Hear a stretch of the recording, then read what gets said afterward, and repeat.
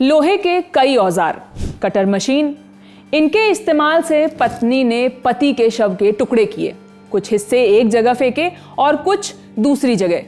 कहा यह भी जाता है कि कुछ हिस्सा नदी में भी बहा दिया। ये मामला उत्तर प्रदेश के संभल का है, चंदौसी थाने का चुन्नी मोहल्ला। आरोप है कि एक पत्नी ने अपने प्रेमी के साथ मिलकर पति की हत्या कर दी। आज तक के सहयोगी अनुपम कुमार की रिपोर्ट के मुताबिक इस घटना की भनक किसी को न लगे, ये जहन में रखते हुए सिर को धड़ से अलग कर 55 किलोमीटर दूर नदी में बहा दिया। वहीं आधे शरीर को काली पॉलिथीन में बांधकर घर से कुछ दूर फेंका।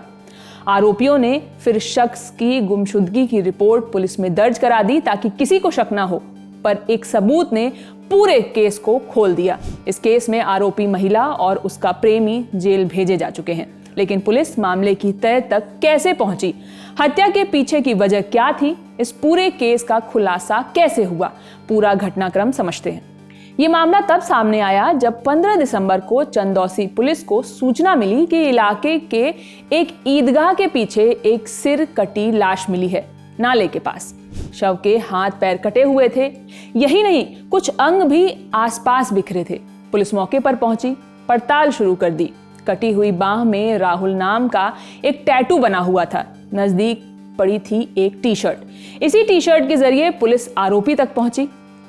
असल में 24 नवंबर को चंदौसी थाने में एक केस दर्ज हुआ। रूबी नाम की महिला ने अपने पति राहुल के लापता होने की बात कही थी। बताया कि राहुल मजदूरी करता था और कई दिनों से घर नहीं लौटा। पुलिस ने शिकायत के आधार पर जांच शुरू की। कई दिनों तक खोजबीन चली, पर राहुल का पता नहीं चला। इसी बीच पुलिस को जब लाश मिली तो रूबी को मौके पर बुलाया गया। उसने शव की शिनाख्त करने से मना कर दिया। जांच जैसे जैसे आगे बढ़ती गई, पुलिस का शक रूबी पर बढ़ता चला गया। कॉल हिस्ट्री से लेकर बाकी डिटेल्स तलाशी जाने लगी। पुलिस के हाथ एक तस्वीर लगी जिसमें राहुल ने वही टी शर्ट पहन रखी थी जो शव के पास मिली थी। तस्वीर में राहुल उसी टी शर्ट में रूबी के साथ खड़ा था। तस्वीर में राहुल की बाह का वो टैटू भी नजर आया। पुलिस इन बातों के आधार पर रूबी से सख्ती से पूछताछ करती है। इंटरोगेशन में रूबी अपने ऊपर लगे आरोपों को कबूल कर लेती है। फिर पता चलता है कि रूबी और गौरव लंबे वक्त से रिलेशन में थे। 18 नवंबर की रात जब राहुल घर पर नहीं था तो रूबी ने कॉल करके गौरव को बुला लिया। वहीं जब उसी रात राहुल अचानक घर आ गया तो उसने दोनों को एक साथ देख लिया। तीनों के बीच कहासुनी शुरू हो गई। बात हाथापाई तक पहुंची। फिर रूबी ने गौरव के साथ मिलकर लोहे की रॉड से अपने पति पर हमला किया। इसमें उसकी मौत हो गई। अगले दिन रूबी और गौरव मार्केट से कटर मशीन लाए। फिर शव को क्षत विक्षत कर दिया गया।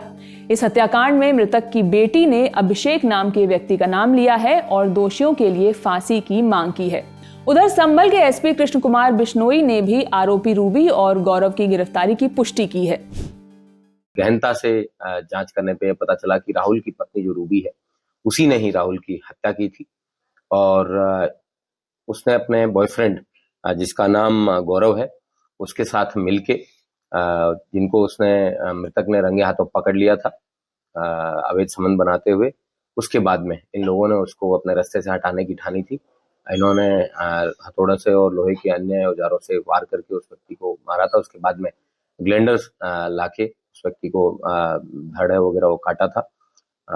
एक पार्ट को है उन्होंने नाले में फेंक दिया था और बाकी को उन्होंने राजघाट में जाके वहां पे प्रवाहित कर दिया था। इस प्रकार इन दोनों व्यक्तियों को, जिनके नाम गौरव और रूबी, इन दोनों को गिरफ्तार करके आज जेल भेजा जा रहा है।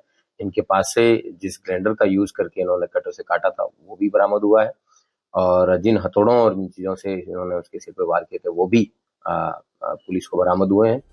फिलहाल दोनों आरोपियों को पुलिस ने गिरफ्तार कर लिया है। साथ ही हत्या में इस्तेमाल औजार भी बरामद कर लिया गया है। ये खबर आपके लिए लिखी है मेरे साथी शुभम कुमार ने। मैं हूं शिवानी। बने रहिए द ललन टॉप के साथ। शुक्रिया।